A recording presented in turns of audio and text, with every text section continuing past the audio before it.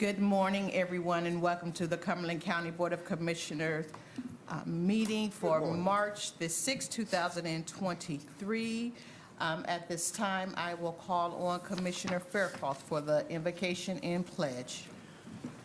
Let's all stand to honor God and country, please. Gracious Heavenly Father, thank you once again for allowing us to meet together to do the business of this county. We ask, Lord, that we keep open minds, that we keep all of our citizens in mind as we deliberate and do the right thing that will be pleasing in their sight and in yours. We ask these things in your name. Amen. Amen. Now join me for the Pledge of Allegiance, please. I pledge allegiance to the flag of the United States of America and to the republic for which it stands, one nation, under God, indivisible, with liberty and justice for all.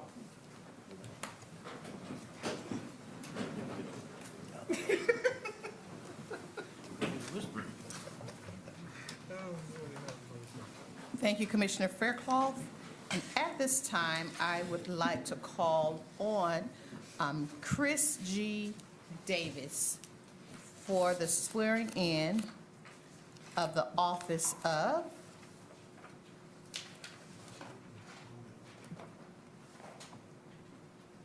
for the office of North Carolina Board of Science, Technology, and Invocation. By the governor. If you will come forward, Mr. Davis. And you can bring your family up as well.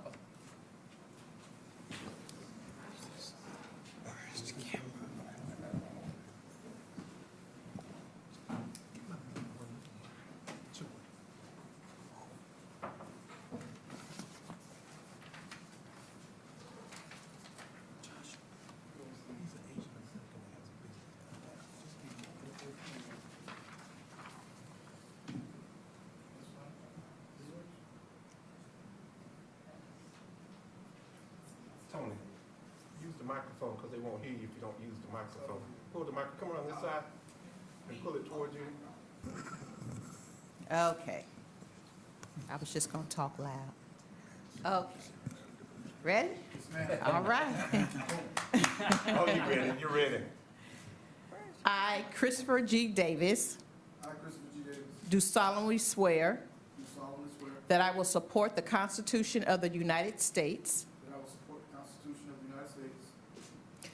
I, Christopher Davis, do solemnly swear I, Christopher Davis, do solemnly swear that I will be faithful that I will be faithful and bear true allegiance and bear true allegiance to the state of North Carolina to the state of North Carolina and to the constitutional powers and to the constitutional powers and authorities which are and authorities which are or may be established or may be established for the government thereof, for the government thereof, and that I will endeavor to support, and that I will endeavor to support, maintain, and defend maintain, and defend the Constitution of said state, the Constitution of said state, not inconsistent with not inconsistent with the Constitution of the United States. the Constitution of the United States. I, Christopher Davis, do solemnly swear I, Christopher Davis, do solemnly swear that I will well and truly execute that I will well and truly execute the duties of my office the duties of my office as a member of the North Carolina as a member of the North Carolina Board of Science, Technology, and Invocation, Board of Science, Technology, and Innovation, according to the best of my skill and ability, according to the best of my skill and ability, according to the law, according to the law, so help me God. so help me God. Congratulations.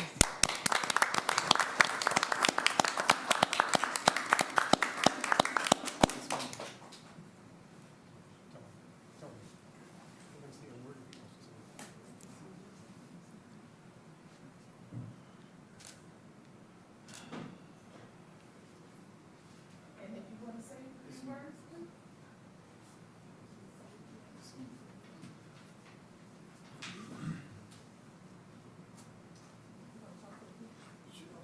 Okay, That way he's on camera. You can do it from there, he's on camera. good. Thank you, Madam Chair, Commissioners, Cumberland County, Todd, and my family definitely, who's my support structure. I'm really honored to have the opportunity to serve on the North Carolina Board of Science, Technology, and Innovation. For those who don't know, it is a part of the Commerce Department. And as a physicist, as an engineer by trade, and as a scientist by degree, I believe that Fayetteville is strategically located to be a hub of science, technology, and innovation, both professionally, educationally, academically. Fort Bragg, there's so many places we have of synergy that we can draw on to make this place a real bastion of development and innovation. And so that's why I decided to apply to be on the board. I had no idea that I would be appointed. It was like one of those shots in the dark. But now that I am on the board with the likes of professors at UNC, Duke, NC State, North Carolina A&T, and corporate CEOs in the industry field, I will work to make sure that we get the proper emphasis on this region of the state, because we've got some great things here in Fayetteville and Cumberland County. So thank you all, ma'am, and the rest of the Thank you.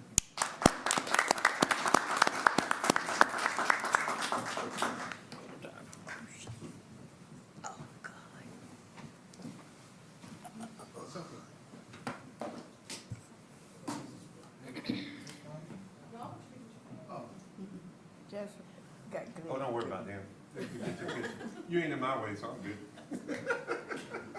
That's okay. It's all right, baby. Okay, everyone look at me. One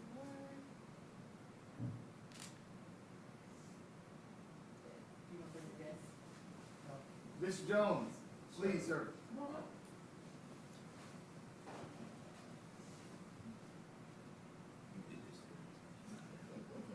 Yeah. Yeah.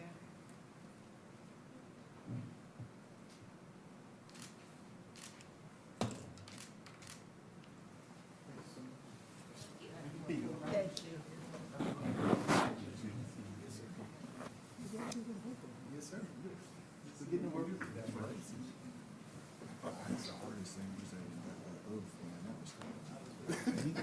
Right on back in shape, man. I shouldn't grab them.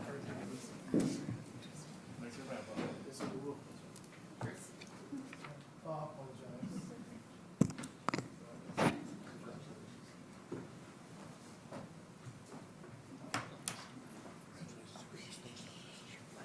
Just chair.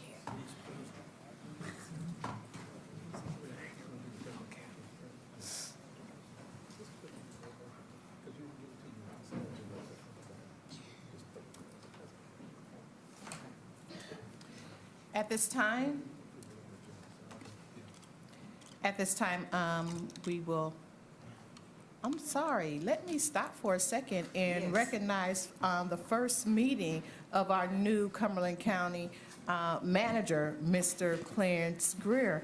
Welcome to your first official meeting. So, Mr. Manager, next on the agenda, the approval of the agenda. If I can get a motion to approve the agenda. Madam Chair, if I could, I think you wanted to add on the presentation, you had a presentation that you were going to present on Women's History Month, and a proclamation so we could add the proclamation and the presentation right up on the presentations. I would then move to approve the agenda. Is there a second? Second. It's been moved and properly second. All those in favor? Unanimous? Thank you. Okay, so we will, Mr. Manager, that's going to be really challenging. It's kind of new for me to say that. I'm so used to saying Madam Manager. Mr. Manager, we'll move on to our presentations. For presentation 2A, we have a presentation for the benefit of the media and public from Interim DSS Director Brenda Reed Jackson, and she will provide an update regarding the end of the public emergency and its effect on food and nutrition and Medicaid. Thank you. Welcome, Ms. Jackson. Good morning. Good morning, Commissioners, and thank you for this opportunity to share the impact of ending of the public health emergency related to COVID-19. Then you have a presentation. Is it up on the screen? Just a few. There we go. I think it's coming up. While it's coming up, I will just share just kind of some background information regarding the public health emergency related to COVID-19 and the administration of the public assistance programs. As you know, Department of Social Services is mandated to administer the public assistance program, which means we determine the eligibility. We do not set the policies and rules for the public assistance programs. That is set by the federal government, and the state has some options in those rules. So we do not govern those rules. We just determine the eligibility. I think he's trying to get to your computer. Okay, excuse me.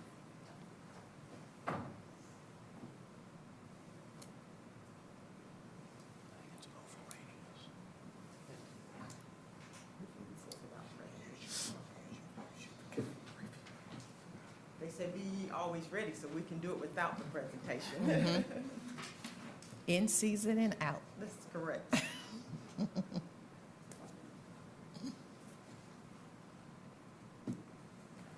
we go. Okay. It worked out perfect. Thank you, thank you. I think we're ready now.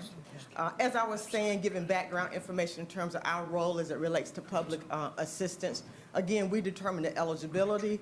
The eligibility is based on many, many factors, such as a person's income, household expenses, allowances, and those kinds of things. Based on that, we then determine whether or not the individual is eligible. If they're determined to be eligible, then we apply the federal and state rules around how much benefits an individual can receive. During the public health emergency, the state waived many of those eligibility criteria, as well as they enhanced benefits by adding benefits to current recipients. Recently, the Federal Consolidation Act basically unwinded those waivers, meaning they ended. They used the word unwinding, but I guess that's a fancy word to ending those requirements. And as again, at the local level, we don't have any control, and the state only has limited control of making those changes. So this is very much a federal change. This is a nationwide change. It's just not Cumberland County, just not North Carolina, but across the nation. During the pandemic, we'll start with the food and nutrition program. That is one of our most well-known programs. Let me just clarify a little bit in terms of terminology. At the federal level, this program is called the Supplemental Nutritional Assistance Program. So you'll hear it called SNAP. At the North Carolina level, they call it the Food and Nutrition Program. You'll hear it called FNS. But the most common and widely known terminology is food stamps. That's what people know it as, is food stamp. And the state people probably slap my hands by saying the word food stamps. But that's what people know. Two things happened during the pandemic. Individuals who we determined eligible, but because of those expenses, their income, different things, they were not eligible for the maximum amount. They received an emergency allotment up to the maximum. For individuals who qualified for the maximum amount, they received a $95 supplement. So these benefits were issued in two categories: emergency allotments and supplements. Both of those items ended as of February 2023. I will say that FNS benefits are issued weekly, and so some citizens did receive benefits up until the end last week of February. So some citizens are really not going to feel this impact really until their April benefits. And the reason why they issue benefits that way is because of food supply, and make sure there's enough food on the shelves instead of issuing all the benefits at one time. Oops, gotta go back one. So I'll give you some examples of what this means for citizens. In the maximum allotment, and the folks that are most impacted about this, the citizens that are most impacted by this are our senior citizens. You probably have heard commissioners, citizens say, senior citizens and elders say, well, I can only get $10 a month. It actually increased to $23 a month. And that is really based on the federal formulas, and we have not a whole lot of control over that, but that to me is the most impactful population that we're talking about, and that is even before COVID. So to give you an example of how it's going to really, really impact our elderly and senior community is they're receiving $23 a month because, again, all of those factors, whether it's Social Security, household allowances, those kinds of things, They received 23. During the pandemic and the emergency public health, those benefits were increased to the maximum for one person. That's $281. That ended February, and so they're going to go back to $23. So you see the significant impact for our seniors. Again, that's not something that we have control over at the local level. Maybe that's a discussion for another day around some advocacy around that, but that has been standing. I've been in this business 35 years, so that's kind of been in place for a long time, unfortunately. Yes, sir. Make sure, because it's kind of hard for me to say. Yes, sir. So they were getting $281, and now they're going down to $23? Yes, sir. And they were getting the 281 starting in March 2020. So basically for the last 2 full years, they've received, and then they're going to go down to 23. It's disheartening. It really is. The next example is a parent with 2 children. And again, because of those allowances, whether it's their income, household, whatever those things are, they were not, maybe they're working, and maybe they were only eligible for $150. During the pandemic, and because of, again, those maximum allotments and those emergency allotments, that benefit went up to $740. And so as of this month, it would return to $150. For the supplements, if the citizen was already eligible and receiving the maximum amount, they got a $95 supplement. So for those individuals, again, they will only see a $95 reduction in their benefits. So what can the recipients do? The most important thing is make sure that they are paying attention to their benefits. Benefits will stay on a card for 9 months. As long as the citizen continues to use their benefits, it'll roll. It used to be 12 months. That's something new. At one point, the money would stay on the card for 12 months. They recently changed that to 9 months. It's very important that if a citizen has it, that they make sure that they're using that card at least once during that 9-month period, because then the 9-month clock will start over again. If they don't use their benefits during that 9 months, it'll disappear off the card. It rolls over? It rolls over if they use the card within 9 months. That's the critical piece. They have to at least use that card one time. And I know for senior citizens, we've often told them just let it sit on your card and let it bill, because $10 is not much or $23 is not much when you go to the grocery store this day and time. Let it bill. But again, the key is they have to use that card at least once during a 9-month period. Then it'll start that 9-month clock over again. But they don't get an alert if they don't use it. I know, but they can go, I was going to talk about it. They can go to EBT Edge. I think I'm not changing my slide. They can go to EBT Edge and look at www.ebtedge.com, and they can check the amount on their card. The citizens are familiar with that. There's a number on the back of the card. The card is very much like a ATM debit card, so it has all that information up there. And they get citizens receive lots and lots of information about how to use their card, those kinds of things. And so citizens who normally receive it are pretty familiar with it.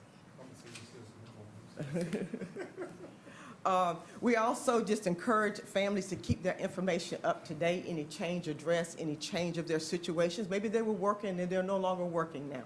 Or something may have happened and they've had some kind of reduction. They need to make sure that they're calling us and letting us know any changes that they have had. That may make a difference in their benefits. Of course, they can call us at 910-353-1540. And of course, we're very much on the county's website, and so they can also connect with us through the website and apply for benefits online, report changes, those kinds of things. Okay, thank you. Any questions? Commissioner Faircloth. Brenda, it's so nice to see you again. It's been a while. Thank you. Is this same scenario playing out nationwide, similar to this? Yes, sir. Our economy's going to take a big hit. Yes, sir. That's one of the things in the presentation as well. Yeah. Okay. Yes, sir. Commissioner Booth. Thank you. You said that they can do it online with a telephone number. Is there also like 9 to 11 in a particular office people can go by in person? Because you're there by public transportation, and you're talking about people that don't have food, they can check their computers. Yes, sir. That just seems to be Yes. kind of cockeyed to me. You know, it's not, sir. Yes, they can. They can stop by the office. We are open 7:30 a.m. to 5 p.m. Okay. Monday through Friday. And So yes, sir. Is there a specific branch person? floor level, anything? Yeah, when they come to the information desk, they will direct them to the staff that handles their cases. So yes, sir, they can certainly walk in. I apologize for not sharing Oh, that. no, I'm just trying to get as much Yeah. exposure out Yes, there sir. as we can. Yes, sir, they can call, they can go online, and they certainly are welcome to come into office to have face-to-face, absolutely. Thank you very much. Yes, sir. Commissioner Keith. Thank you, Brenda. Yeah, I think when people start seeing the numbers on this, so the economy has changed. I mean, it has, things are different than they were 2 years ago, but I got a couple questions. Is this part of the school program where they were giving parents additional funds? I'm actually going to talk about that in just a second. Okay. So you're talking about the pandemic EBT program, the school program. Well, you know what was ironic about that program was everybody was getting it. Yes, sir. And I've had a couple people that have said to me that what most people don't know is that money is taxable. Did you know that? Not That sure I might- knew that. Yeah, well, that's what I've been told, because that it was actually taxable as income if you brought the, and I was just wondering, does this go the same way? I don't Yep. recall any policy around taxing public assistant benefits. I would have to go back and research whether or not the pandemic EBT, the school program, is taxable. But I do not recall any type of taxation on public assistance. The reason I'm benefits. bringing it up is historically, people that have received these benefits probably weren't in a position, because they weren't working, that they didn't pay a lot of taxes. But when the pandemic hit and the money was going to a lot of people that may not normally, I think some of the commissioners on the table had actually said, you know, I got a card in the mail, I got a check in the mail, I got this, and they were surprised. Sure. So, I don't know, I was just, if you're not expecting the tax on it, it's a lot of money that comes through as additional income. But I just wanted to bring that up and clarify. And again, I'll check on that. Okay. I don't recall any taxation on public assistance program, but I'll just double check. Yeah, There sure. is not. Yeah, I didn't think so, but I would double check. But if it's dependent upon your income, and is it treated as income? During this time, it was not dependent upon your income. Those that got that EBT card were, if your children went to a school where they had reduced lunch or free lunch, those were the ones that received it. Everybody that went to that school received it. Yes, if Yeah. you went to a So, school, was that, I don't want to get into the weeds on this, but if you could check on that for me, because is that considered additional income? Is this considered additional income? Yeah, I do not believe that it is, but I will certainly confirm and double check and maybe even send you the information in terms, but I'm almost 99.9% positive Well, that does not. then if you're that confident, you don't have to check. Yes, sir. I'm good. So I plan to share about the pandemic EBT. That is a program that under this legislation that has been renewed. It's not, since we were talking about it, there it is. That program is administered by the North Carolina Department of Health and Human Services in conjunction with the state's Department of Education and the Division of Child Development. What you're talking about, Commissioner Keefe, is that program is for children who receive free or reduced lunch. And in some schools, depending on the poverty level in which that school is in, the whole school may receive PEBT benefits. So when you were saying everybody was getting it, it was probably because based on where the school, in the medium income of those students attending that school. So yes, there were some schools, the entire school received it, whether the citizen received food and nutrition benefits before or had free or reduced lunch. Those are the white EBT cards that came out. We do not issue that. That comes straight from the state using the free and reduced lunch, the school data, and the child care facility, because there are subsidized child care funds that also for food goes to child care facilities. And that's the program you're talking about. Now, that has been renewed. What we don't know is that the public health emergency ends in May. School doesn't end to June, and we don't know if they're going to offer that program for the summer feeding program. We have not gotten any information or clarification in terms of the pandemic EBT program that you're talking about for the school system. we will share that information as we receive it. But then again, that's administered directly from the state. I would like to go back Okay, and talk about some of the things that we've done. sure. Okay. Let me go and get Commissioner Booth, because this Thank you. question is Yeah, while probably the screen's related to up. this. This has no information to me. I mean, you're not required to apply to receive it, so how do they know? And then eligibility requirements aren't even out, but the 2022 school year started last August, and it's for people who are not physically present because of COVID-19. Who's keeping that stat? We're keeping stats on every breath these children take now. I mean, what, if they're out sick, do you have to have, you just put down COVID? Or, I mean, that doesn't, I'm sitting at home with a child who's staying at home. Now, in order for me to get this, do I have to go take him to a doctor, have him pick up COVID in the doctor's office while he's getting tested for COVID? I mean, I don't see how you monitor this at all. This is another one of those things that we're not going to be able to pick amounts, pick people, pick levels, because we don't even know how much it's going to be, but it started in August. And again, that program is administered by the Department of Health and Human Services. They work with Department of Education around that data, the Division of Child Development that's over child care facilities. We really don't have any control or not even involved. The citizens automatically get the benefits, and at the local level, that is not something that we're involved in. I would try to get those questions answered, but No, that's not something we do. I'm just saying, I mean, how do you open a file? Open up the Smith file. They didn't apply. They're still eligible. Was their kid at school? He was out. He had a broken leg. Ooh. Did he get COVID while he was out or in? I mean, I don't think there's going to be that much effort done. I think there's just going to be a list until someone says, we haven't got any more. Well, it's actually based on the school, though. Right. Where the school is at, not based on the income of the parent, if the child is in school or out of school, if they're assigned to that particular school. Yeah. Oh, I know more than I want to know about Title I schools, and that's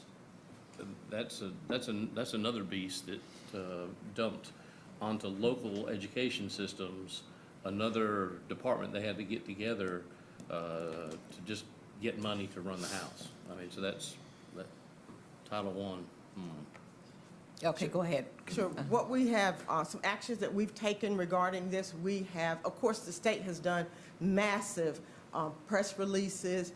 They do all of the communications to the citizens, robocalls, flyers. I also want to thank our County Public Information Office. They've really helped us push the information out here locally, both in press releases, social media. We've also held a community partners meeting on February 2nd. We think that's really important. We kind of use the model that we've used when we've had disasters. We bring in all of the community partners, nonprofit, faith-based. Of course, Second Harvest Food Bank was really a critical part of that. I want to thank Commissioner Stewart, who also serves on our Social Services Board, for being present for that meeting. And we really educated them on what's happening, but also so that they can be prepared, because we know that they will probably see increased needs through their organizations, but also to kind of brainstorm about what can be done, educating them about how benefits are issued so they'll know about when there may be a food need. We also talked about how we can maybe prevent some duplication of services. And we also had a long conversation about how do we serve citizens 55 and over, maybe some special food drives for 55 and older to meet the demand for our seniors and our elderly that we talked about earlier that are going to be most impacted by this change. I thought you had a question, Commissioner. Okay. If I could segue into the changes for Medicaid. Under the Medicaid program, if you'll recall, we talked about not only did they enhance or add benefits, they also waived certain policy requirements. And one of the policy requirements that they waived in order for individuals to continue to receive Medicaid during the pandemic, which was critical to address health needs, they waived citizens having to require them to come in to be recertified for benefits. So once a person is initially approved for services, then they have to come in, and it varies when the reviews are. They have to come in for a review to be recertified to determine if they are continued eligible. And that time frame range, it could be 6 months to 12 months to 24 months, depending on which Medicaid program they receive. There's numerous Medicaid programs, so there's not just one Medicaid. There's about 15 different Medicaid programs under that umbrella, and they have different recertification periods. So during the COVID, we were not required to do any recertification so that citizens can continue to receive benefits. Unlike the food and nutrition program, the Medicaid program will resume those recertifications beginning April 1st. However, we will do that and roll that out over a 12-month period, meaning we don't have to do, we have about 91,000 people on Medicaid. We don't have to do all those recertifications at the same time. What happens in recertifications is most of the time people continue to be eligible, but they can have changes in their situations, which may cause them to lose Medicaid, or if they don't comply to coming in for the reviews or submitting that information. So over time, we may see that impact, the same similar impact to Medicaid coverage over the next 12 months. The positive news in all of this is that Medicaid expansion is very much at the General Assembly. It appears that it may be moving forward. We certainly hope, and that will definitely help citizens in that gap who need Medicaid. And so we're talking about, just in Cumberland County, if Medicaid expansion passes and move forward, about 32,000 people that will be affected and possibly eligible for Medicaid. Madam. Commissioner Adams, one moment. Ms. Jackson. And you work for DSS, so I'm going to do this. And I think it's important for us to talk to our legislation, just as we did when we met with them, that hopefully they approve the Medicaid expansion sooner than later, because if they do it later, we have to go back in and recertify, and all of these Department of Social Services have to do it one time and then do it again. It's going to be a nightmare. So again, as I put out here, hopefully our delegations listening and hearing, and the governor and the legislature, that the sooner they pass that, before we have to start the recertification, we can do it all at one time. So I would encourage, and I think this board would encourage the legislation to move forward as quickly as possible on that. That's just an info commercial there on your part. Sure. And so we are still waiting for guidance on what that rollout will be, what Medicaid cases we will start with research in April 1st. So we still don't have that information, but it will start April 1st. And so speaking of the local impact, and of course, we're looking at for citizens, the state provided this information that the decrease in food and nutrition is $8.12 to $5.45 a day. We have over 4,100 active cases. 41,000, excuse me, I said 100. I can't get it right, Kevin. That's okay. Sorry about that. 41,000 food and nutritional cases in Cumberland County that will be impacted by the elimination of the emergency allotment and supplemental benefit. Of course, the economic impact. The dollars that are spent is about $7.7 million just for the month of December in supplemental and emergency benefits were issued just in the month of December, $7.7 million. That is 100% federal dollars. There's no state dollars or county dollars tied to the issuance of those benefits. So that was $7.7 million additional added into the local and regional economy.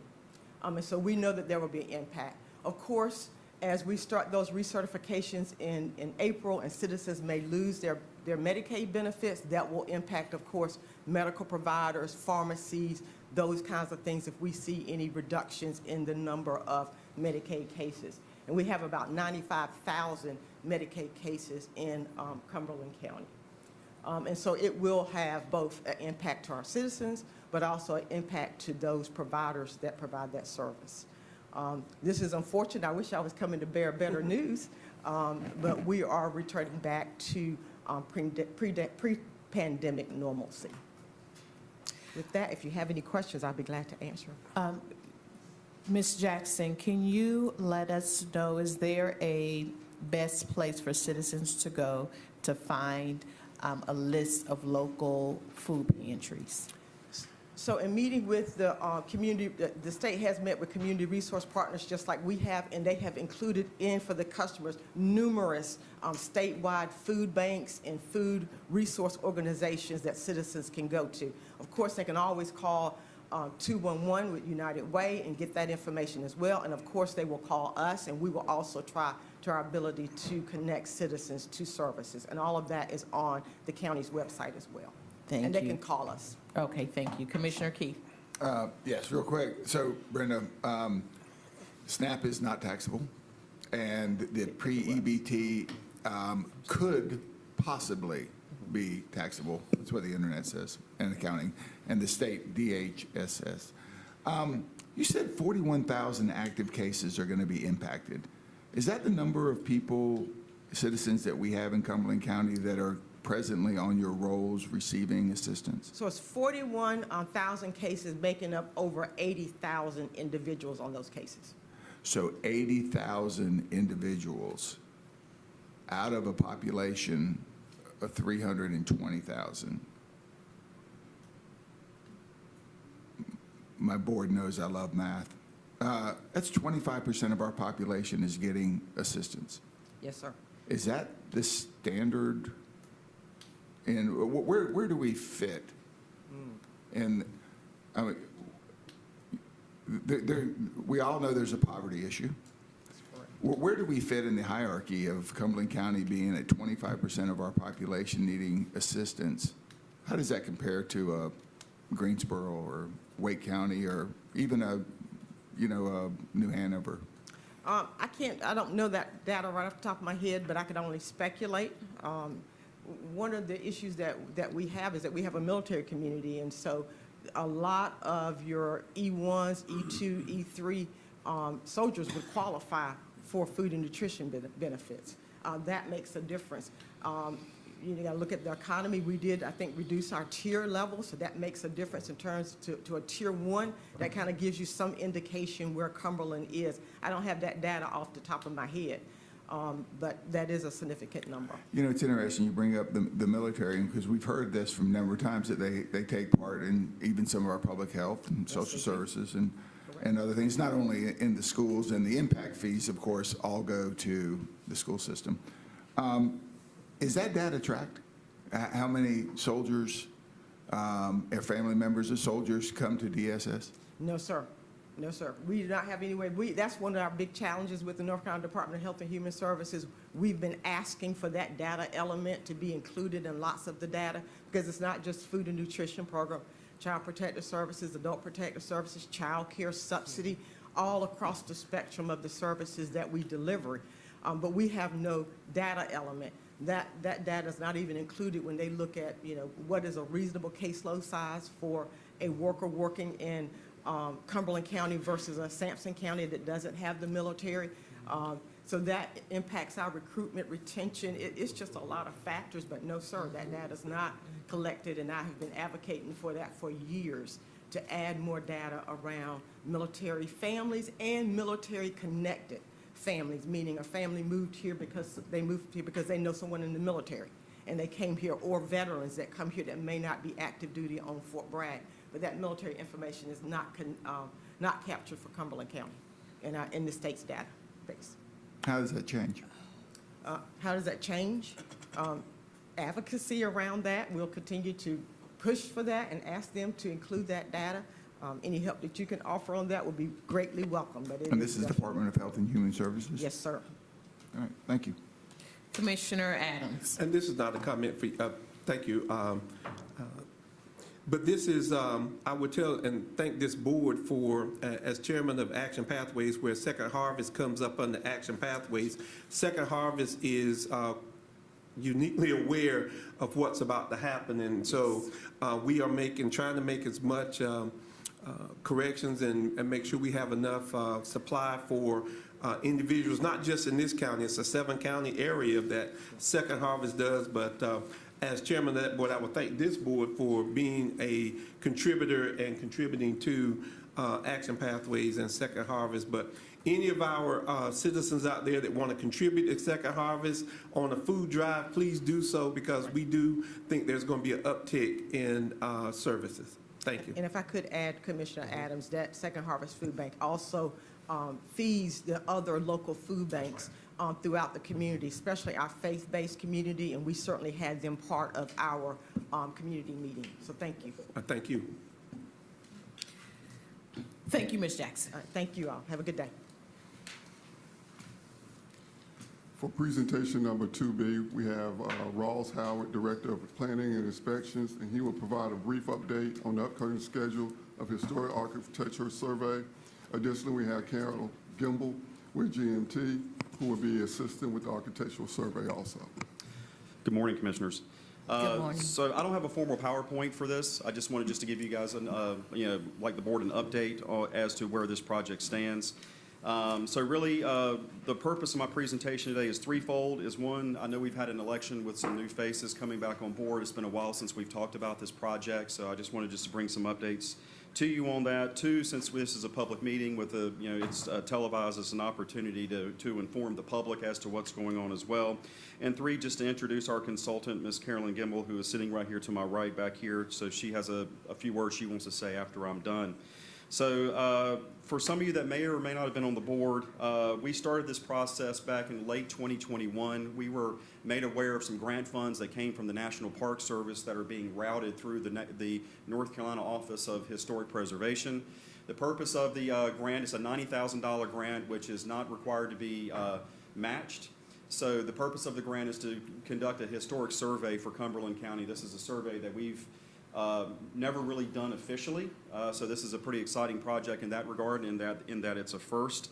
At the board's direction and the acceptance of the grant, we've been working from late 2021 all the way through 22 to go out for an RFP to select a consultant to be able to do the work, and in September of 2022 we were able to get JMT and consultants to be able to start that work, and which is going to be starting here in roughly a couple of weeks. We've been trying very hard to be able to get the word out, working with the PIO office. We talked at the Mayor's Coalition, and we've been just trying to get the word out as much as possible. We've talked to I talked to Ms. Childers at the Cooperative Extension to get the word out with all the farmers, that we would have people walking around properties and knocking on doors and talking to folks. How that's going to go from now that JMT is on board, I have Ms. Gimble here who can probably provide that information. I know she has some things to say. Ms. Gimble, you want to come up here and talk? Absolutely. All right. Thank you, Rawls, for the introduction. My name's Carolyn Gimble. I'm an architectural historian with JMT. Can you hear me all right?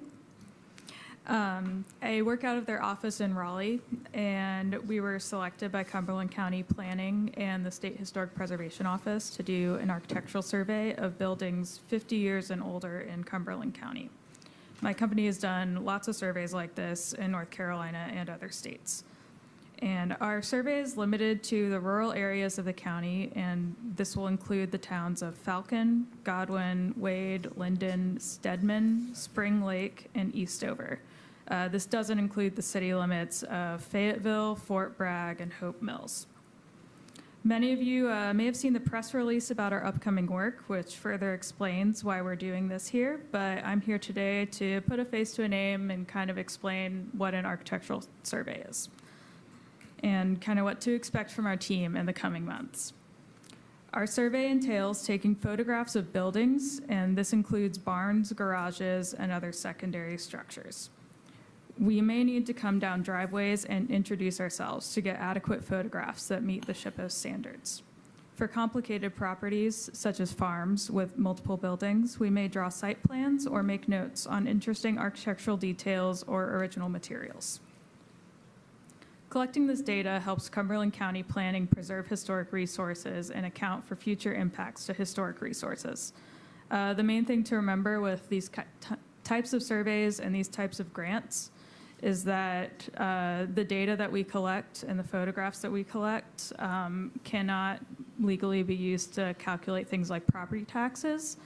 The forms that we fill out and the photographs that we do collect will be kept in an archive at the State Historic Preservation Office in Raleigh.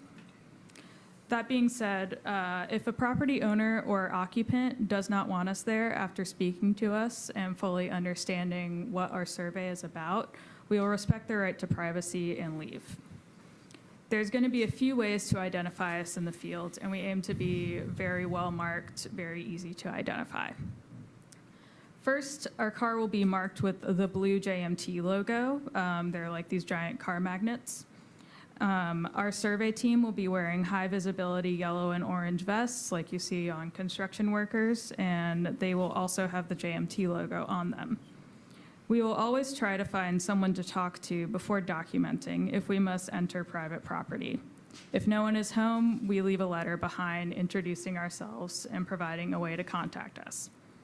My colleagues and I are looking forward to getting started surveying later this month and appreciate the community's cooperation. Please tell your friends, families, and neighbors about our survey and how to identify us if you've heard our message today. If you know of any historic properties that we should be aware of or any questions for me, please introduce yourself to me at the conclusion of today's meeting. Thank you, and I'll open up to questions from the commissioners. Commissioner Keefe. Thank you. Yeah. I'm surprised that it's only 50 years old. It doesn't seem that long ago. Yeah, that, 1973, I think. You were a high school graduate by then, weren't you? That year. Yeah. It seems like that's a pretty big inventory. So what I don't understand is, what are we expected to do with this information once you come back Sure. with it? Refer it to you. I can probably answer that question better. Okay. So the survey is just really, one, it tells us our history, first and foremost. Secondly, it can be used for any property owner that if we establish any kind of a historic preservation program, it could allow a property owner, if they have identified a building, a house, to receive tax credits if they do credible reconstruction or any types of renovation to that house if they want to. So, I mean, staff is looking at this as one, we've never had a survey. We're probably one of the only counties, I would say like a handful of counties that, especially in urban county, that doesn't have a survey of their historic resources to this degree. So, one, it's historical. Two, it can be able to help further a conversation if the board wishes that if we wanted to have a historic preservation program for the county, or at least be able to help property owners that if they wanted to be able to preserve property that has historic value that's been identified in the survey, to be able to help them walk through that process as to what do tax credits look like, what do you have to do. And so like for us, it's just sort of a seed that we can just see what's out there and then maybe start a conversation for a potential future program at the board's behest. So now that I've got the explanation, I mean, the first thing that came to my mind was pretty much every school in those areas is over 50 years old. But if it's primarily set up for tax credits, and it seems to me that seems to be the purpose of the program, to where we have an inventory and we acknowledge them. But so will we not be will we only be doing private property? No? It'll be a mixture, so, All right. let's say that school gets decommissioned and that is no longer a school. And then I'm sorry. private You spoke to the mic. Sorry, yeah. So I guess with your example with schools, they may not always remain, public schools. There's lots of cases of tax credits being used to rehabilitate schools into things like senior housing and apartment buildings. But I guess more broadly, you can think of this survey as kind of a first step towards all of those things. You have to know what you've got before you can think about listing things on the National Register or creating like a Historic Preservation Commission, things like that. Yeah. Does the city have a program like this, Yes. Ross? Okay. Yeah. Yes, sir. All right, thank you. And I would add the historic courthouse has a plaque that it's listed on the historic register, so it's So on it's through the this same process. program. Yeah, it's the same type of thing. Okay. Okay, thank you, Mr. Howard. Thank you. Thanks. At this time, our next presentation would be the one added to the agenda. We will have Mr. Haney.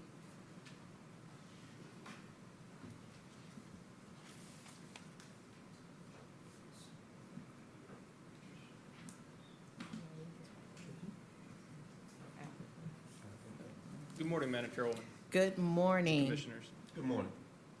So this is a presentation, as you are likely aware, March is National Women's History Month, and Public Information has developed a presentation that includes our county commissioners who are women, as well as our county department heads, assistant county managers, clerk of court, and judges in the county.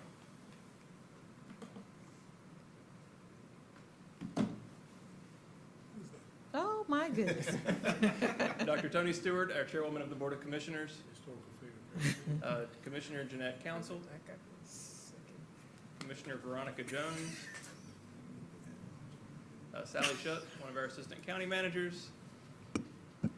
Assistant County Manager Heather Skeens, Board of Elections Director Angie Amaro, That's a good picture. Solid Waste Management Director Amanda Botter, also our General Manager of Environmental Resources, I believe.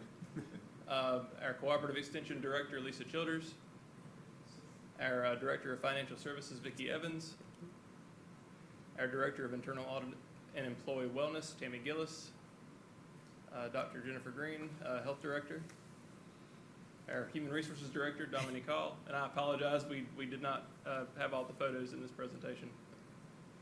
Our Interim Director of Social Services, who you heard from a few moments ago, Brenda Jackson, Courtney McCullum, our new Director of Justice Services, Faith Phillips, our Public Library Director, our Director of Animal Services, Elaine Smith, Greta Steffens, our Soil and Water Conservation Program Officer, Dee Taylor, our Director of Community Development, and our Clerk to the Board of Commissioners, Andrew Tebby.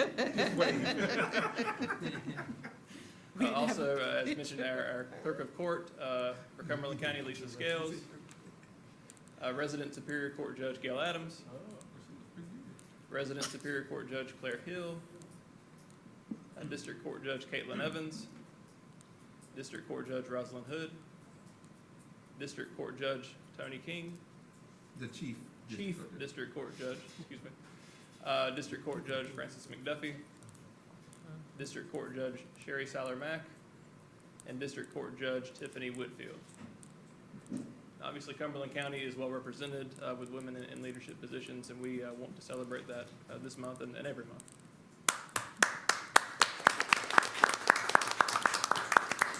And at this time, we have a proclamation. Don't forget my interim county manager that was sitting over there. And our former interim county manager, Renee Pastor. I won't forget you because you got us through. At this time, I would like to read a proclamation. It says, it reads as follows: whereas American women of every race, class, and ethnic background have made historic contributions to the growth and strength of our nation, and countless recorded and unrecorded ways. And whereas American women have played and continue to play critical economic, culture, and social roles in every sphere of life of the nation by constituting a significant portion of the labor force working inside and outside of the home. And whereas as women take part in the world of work, they also continue to embrace and nurture the family as they have always done. And all Americans can be truly grateful for the role of women as the heart of the family and for their every accomplishment today and throughout our history.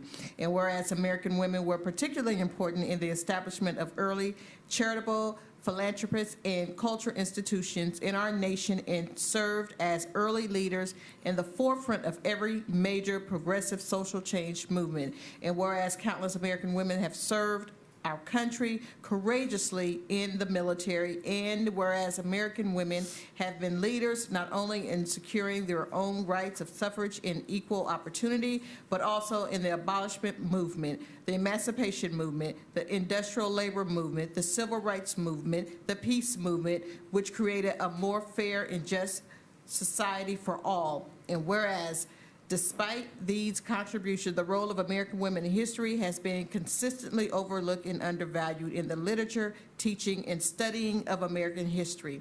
Now, therefore, we, the Cumberland County Board of Commissioners, do hereby proclaim March 2023 as Women's History Month in Cumberland County and call upon all citizens to mark this month with appropriate observance, to honor the achievement of women, adopted this 6th day of March 2023, and will be signed by myself.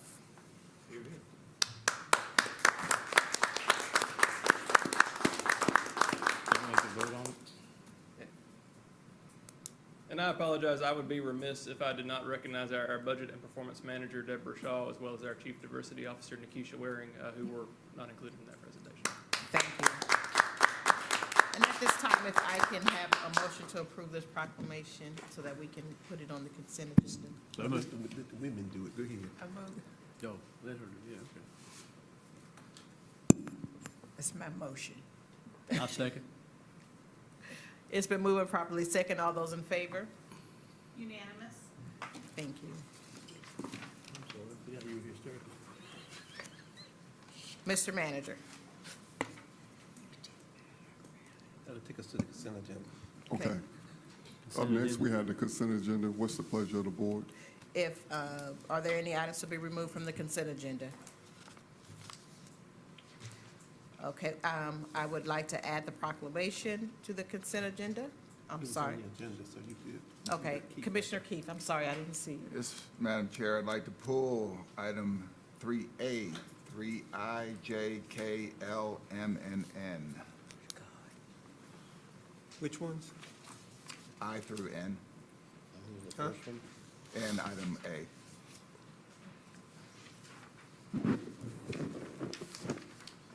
On the back.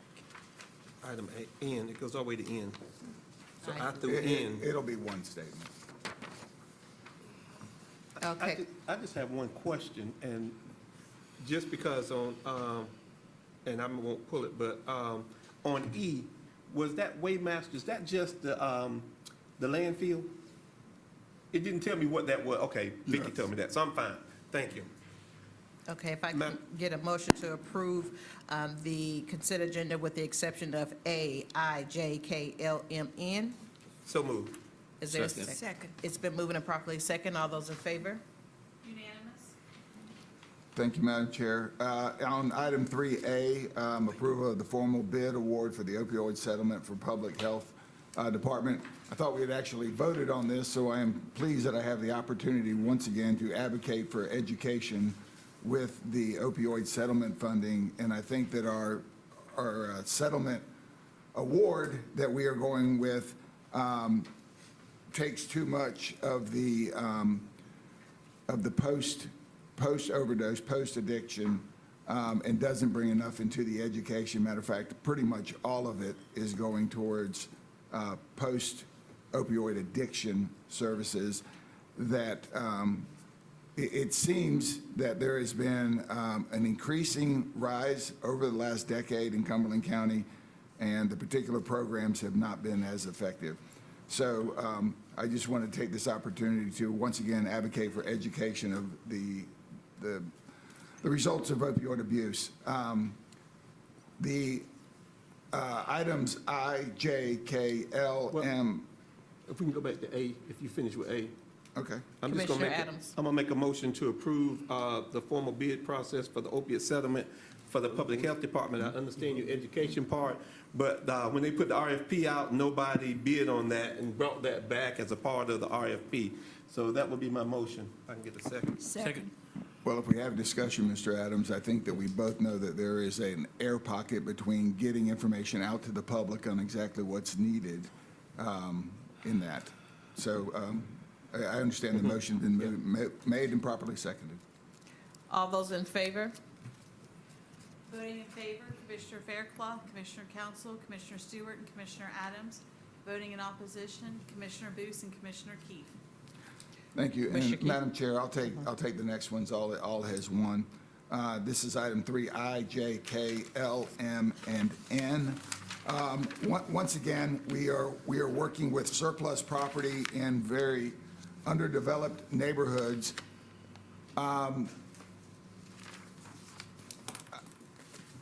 Every one of these properties is being bought by the same person.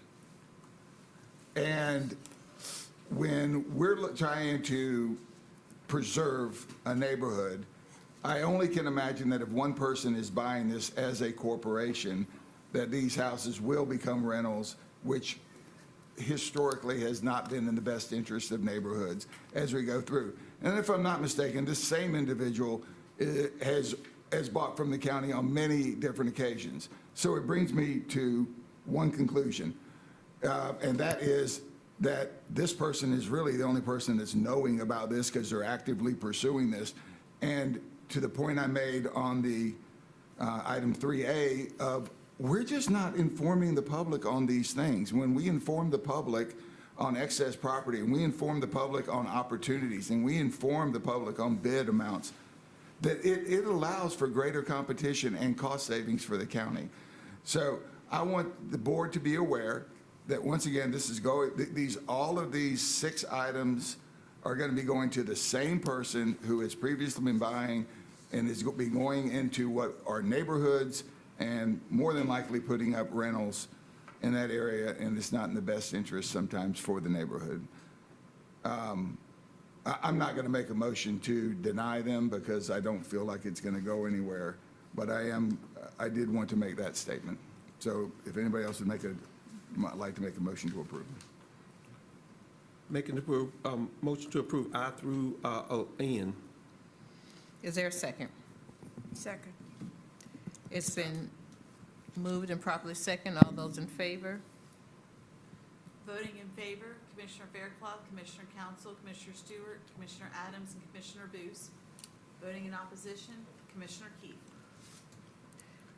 Mr. Moorfield? Madam Chair, I just want to let the board know we have come from about 80 properties on the surplus property list down to 20 now. And that means all those have gotten back on the tax books. Commissioner Adams? I'm good. I think we approved the consent agenda, but so we Yes. did it with that. Okay. Mr. Manager? Up next for items of business, we have item 4A, in which we request consideration of a Wave 2 resolution for the supplemental agreement for additional funds from the additional settlements of the opioid legislation. Health Director Dr. Jennifer Green will present you additional information regarding the resolution and answer any questions you may have. Welcome, Dr. Green. Morning. I don't have a formal PowerPoint today, but I have, as we mentioned during our last month's presentation regarding the Wave 1 opioid settlement fund, some additional information about the Wave 2 funds, and we'll be requesting your approval for of a resolution. So the background on these funds, Attorney General Josh Stein negotiated some new settlement dollars, a total of $21 billion with in Wave 2 settlement dollars. This is going to bring additional funding to the state of North Carolina and totaling $750 million. What's required to sign on to these Wave 2 settlement funds is it's an extension of our current memorandum of agreement for our Wave 1 opioid settlement funds. So what's required is signing first a resolution for the county manager to sign on to the supplemental agreement for additional funds, what we call the SAF, for opioid litigation, so SAF for short. What the SAF does, it extends the terms of the MOA that you already assigned to extend to these Wave 2 settlement funds. So basically, all the terms and conditions of the current MOA would extend to the Wave 2 dollars. The total amount for Wave 2 for Cumberland County is $13,598,131,000.76. So between Wave 1 and Wave 2 dollars, that would total $30,585,651.25. The deadline to sign on to these funds is April 18th. And so what we're requesting is a motion to approve the funds, directing the county manager to sign on to Wave 2 settlement funds and to sign the SAF that would allow us to intake these funds. We anticipate the funds will become available in the latter half of 2023. They do not have the exact timeline of those dollars yet, and these dollars will be dispensed depending on the amount of, depending on which settlement it is, in over 3 years, 5 years, 6 years, but it would go into the bank of money that we already have for the Wave 1 funds. And then if I can address Commissioner Keefe's question about the prevention dollars. We are continuing to explore the prevention component. We know that's important. We didn't get any applications for the prevention when we had the wave, when we did the first round of RFP, but we haven't forgotten about that part. We're currently working with Justice Services to apply for some grants on the prevention side, and then exploring other options for programs that we could present back to the board for approval on, specifically on prevention. Let me ask you a question. Is there any collaboration with the Board of Education, and I know to deal with our younger kids, concerning opioids or other things of that nature? Yes, so that's one of the things that we're looking at some work. So the way that the dollars work for prevention, in option A, those dollars are for early intervention, and that's what the board approved. And so early intervention looks a little bit different than traditional prevention education types of programs. Early intervention is really about focusing on kids that are most at risk. So kids that maybe have some involvement in the criminal justice system already, they have some involvement with in-school suspension, they have some involvement because their parents are utilize drugs in some other manner. So it really is a broad swath of children that we can be able to reach with those dollars. Well, outside of these grants, is there any other collaboration before the grants became an issue? Is there any collaboration with the Board of Education or? Specifically for opioids education? Or drugs, period? Yes, so we have Okay. we do some education in the schools already. Okay. But we want to make sure that we're doing some of the education components specifically around opioids. Oh, she great. Commissioner Council. Oh, I move to approve the resolution directing the county managers to sign on to Wave 2 settlements and the SAAF and to provide such documents to Rubris. Yes, Rubris is the administrator of the funds. Okay. Yes, ma'am. Who will be the implementation? Who will do the implementation? Yes. Okay, it's been moved and properly second. All those in favor? I'm sorry. I was trying to get a question.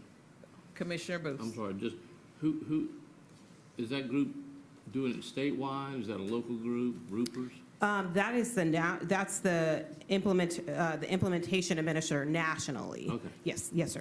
All right, thank you. Okay, all those in favor? Unanimous. Thank you, commissioners. Thank you, Dr. Green. Mr. Manager. Oh, I'm sorry. I'll move on to Vice Chairman Adams. We have the appointments and the Civic City Commission. There are 3 vacancies, so everybody gets 3 votes. I will call out the name, and then you can vote on that particular person. The first one would be Barnett. All those in favor of Barnett? All right. The next is Joshua Choi. All those in favor of Joshua Choi? The next would be Sheba McIntyre. McNeil, I'm sorry.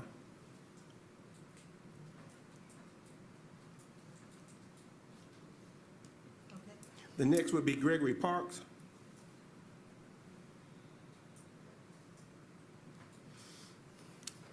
And the last would be Joe Gillis.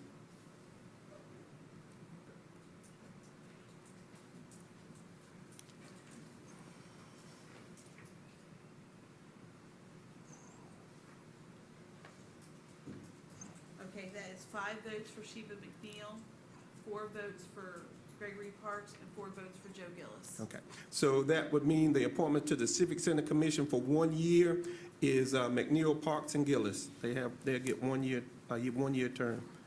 That takes us to the Board of Equalization and Review. We are, as the Board of Commissioners, appoint the chairman, vice chairman, and the second vice chairman. That motion would be Durwood Clark as the chairman, Jason Marhanis as first vice chair, and George Turner as second vice chair. If I can get a second. Second. All those in favor?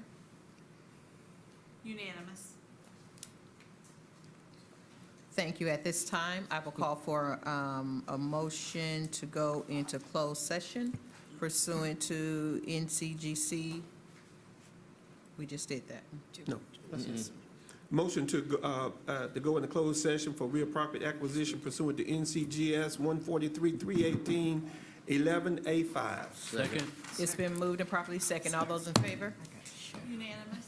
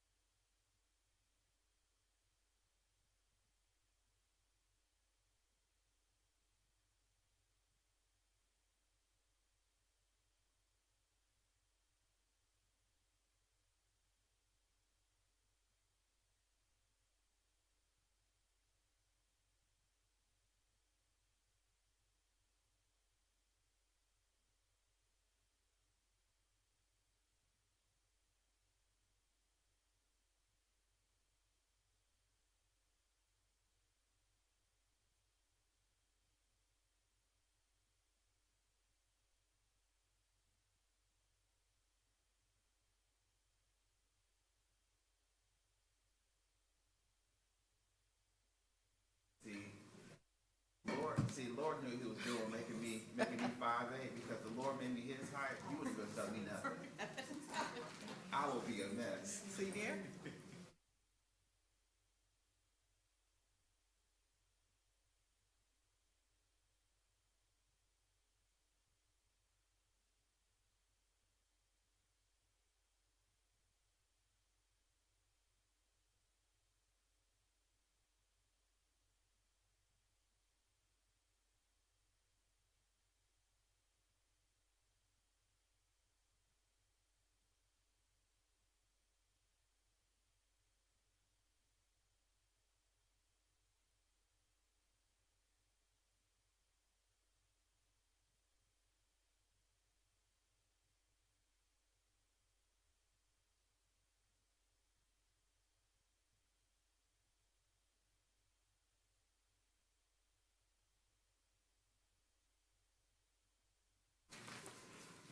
Motion to come out of closed session. So moved, second? All those in favor? Unanimous. If I can get a motion to adjourn. So moved. Second. All those in favor? Unanimous. Good, I'm answering my phone.